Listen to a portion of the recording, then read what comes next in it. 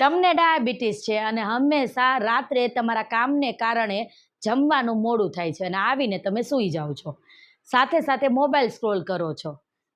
જો આવી જ આદત છે અને સવારે તમે એવું કહો છો કે મારું ફાસ્ટિંગ સુગર વધારે આવે છે, તો જ્યારે તમે રાતે ડિનર લ્યો છો, મોડું લ્યો છો અને તરત સૂઈ જાઓ છો, તો તમારા શરીરની અંદર તમે જે ખોરાક ખાધો છે એ પચતો નથી અને તમારા શરીરની અંદર જ એ ગ્લુકોઝ હાઈ થયા કરે છે. સાથે મોબાઈલ સ્ક્રોલ કરો છો તો મોબાઈલની બ્લુ લાઇટ તમારી ઊંઘને ડિસ્ટર્બ કરે છે, તમારા કોર્ટિસોલ હોર્મોન્સને વધારે છે, જે તમારા લીવરની અંદરના ગ્લુકોઝને વધારે છે અને તમારી ફાસ્ટિંગ સુગર વધારે આવે છે. આ 4 એવી આદત જો તમે દિનચર્યામાં અપનાવશો, તમારા નાઇટના રિચ્યુઅલમાં અપનાવશો, તો ચોક્કસથી તમારું ફાસ્ટિંગ સુગર ધીમું પડશે અને સ્ટેબલ થશે.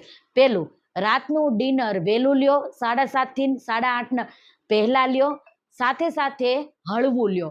બીજું, ડિનર કર્યા પછી 20 મિનિટ પછી 10 મિનિટનું હળવી કસરત અથવા તો વોકિંગ કરો. ત્રીજું, સૂવાના અડધી કલાક પહેલાં તમારા મોબાઈલને સ્વિચ ઓફ કરો. સરસ એવી કોઈ તમને બુક ગમતી હોય એ વાંચો, ફેમિલી સાથેનો સમય વિતાવો. ચોથું, ઊંઘ પ્રોપર લ્યો.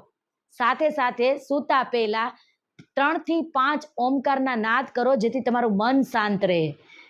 આ 4 એવી આદતો છે જે અપનાવવાથી તમારું ફાસ્ટિંગ સુગર સ્ટેબલ થશે.